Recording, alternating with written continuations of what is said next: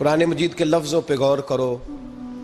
اگر تو شادی کے بعد بیوی کے آنے کی وجہ سے خامد کو سکون نہیں ملا تو اس کا مطلب ہے اس نے گھر کو زینت نہیں دی.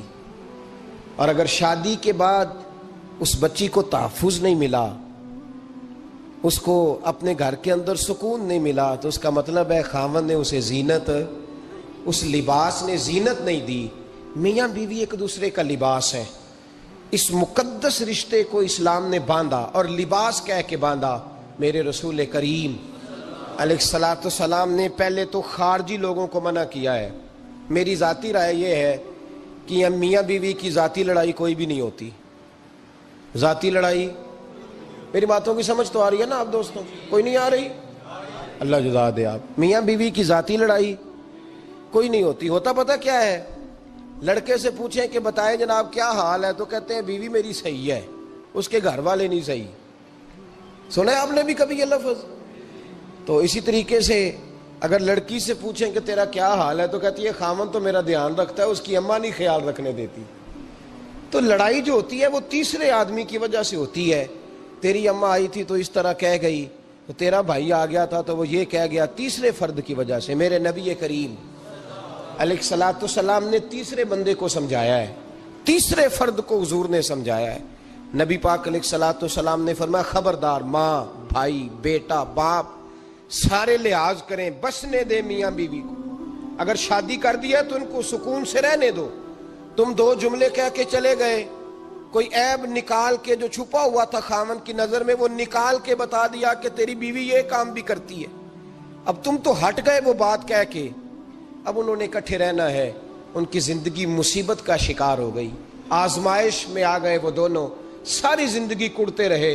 ایک عیب نکال کے لڑکی کے گھر والے لڑکے کا اسے بتا کے چلے گئے تیرے خامد میں یہ عیب پایا جاتا ہے. وہ ساری زندگی کڑتے رہیں گے، تکلیف میں رہیں گے. انہوں نے تو اکٹھے رہنا ہے. بتانے والا چلا گیا. میرے رسول کریم صلی اللہ علیہ وسلم فرماتے ہیں لعنتی ہے وہ شخص، لعنتی، لعنتی ہے وہ شخص. یا رسول اللہ کون سا؟ فرمایا جو بیوی کو مرد کے خلاف اکساتا ہے اور مرد کو بیوی کے خلاف اکساتا ہے، وہ لعنتی ہے، ملعون ہے، رحمت الہی سے دور ہے وہ شخص. انہیں قریب کرنے کی کوشش کر، تو ان کے اندر محبت پیدا کرنے کی کوشش کر.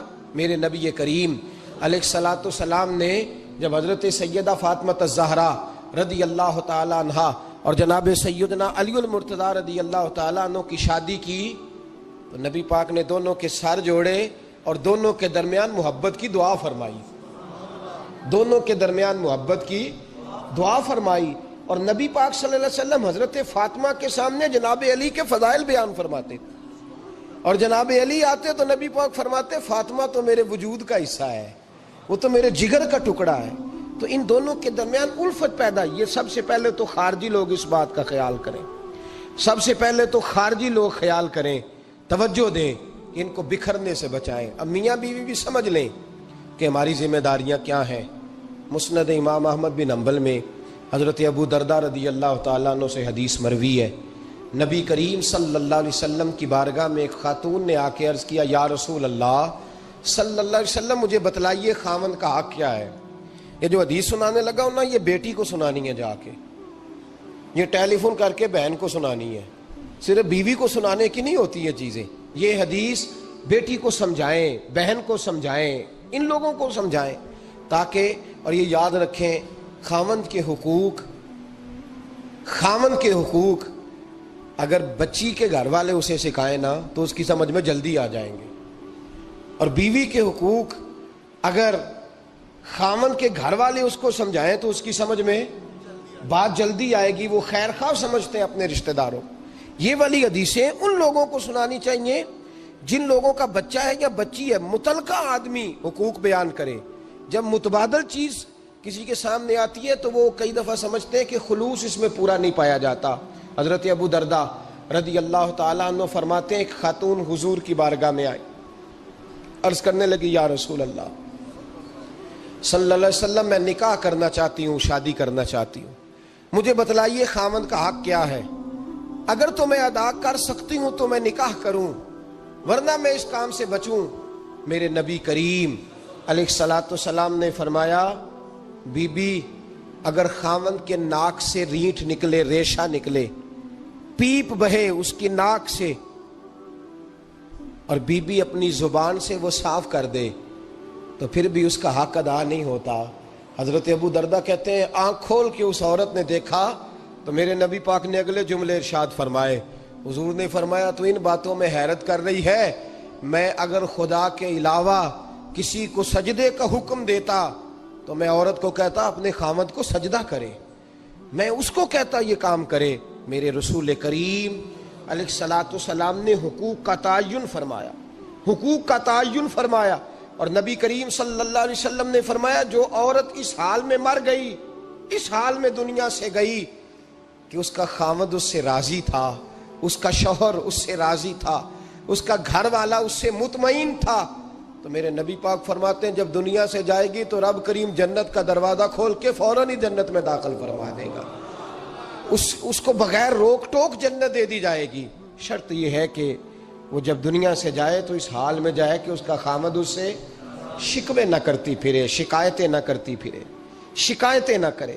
ہمارے زمانے میں شکایتیں ہوتی ہیں، اور خواتین، عورتیں اس بات کو سمجھتی نہیں کہ اللہ نے جو میرے نصیب میں رکھا تھا اور جو خاوند رب نے میرے لیے پسند کیا تھا وہ اللہ نے مجھے عطا فرما دیا ہے۔ وہ شکوے کرتی ہیں، شکایات کرتی ہیں، اور دوسری عورتوں کو سامنے رکھ کے وہ فلاں کے حصے میں یہ چیز آئی، فلاں کے حصے میں یہ چیز آئی، فلاں کا خاوند یوں کرتا ہے، شکوہ کرتی ہیں۔ میرے رسول پاک علیہ السلام نے فرمایا عورتیں کثرت سے جہنم میں جائیں گی، کثرت سے۔ تو ایک صحابی رو پڑے، ایک حدیث میں لفظ یہ ہے رو پڑے، عرض کرنے لگے یا رسول اللہ وہ ہماری مائیں بھی ہیں، بیٹیاں بھی ہیں، بہنیں بھی، حضور جہنم میں جائیں گی؟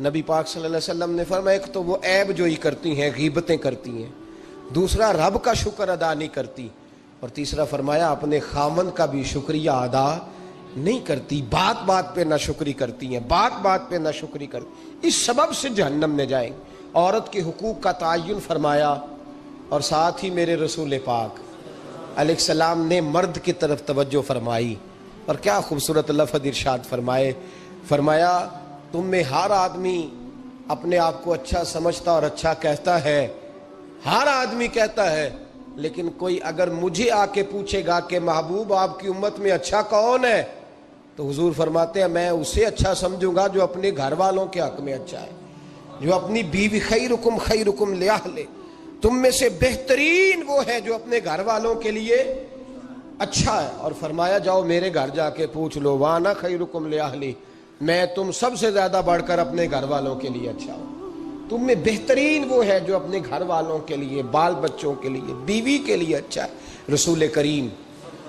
علیہ الصلوۃ والسلام نے خاوند کو حکم دیا اور ارشاد فرمایا کہ عورت ٹیڑھی لکڑی ہے، بیچاری کو اللہ نے عقل پوری نہیں دی۔ ایک بچہ چھوٹا ہوتا ہے، ہمیں پتہ ہوتا ہے کہ اس کا شعور پورا نہیں، اگر کوئی غلطی کرے تو کیا اسے نکال دیا جاتا ہے گھر سے؟ بولے، چھوٹا بچہ ہے، وہ کئی دفعہ بڑا نقصان کر دیتا ہے، آپ کیا کہتے ہیں؟ اسے مارتے ہیں، کلاڑی لے آتے ہیں اس کے لیے؟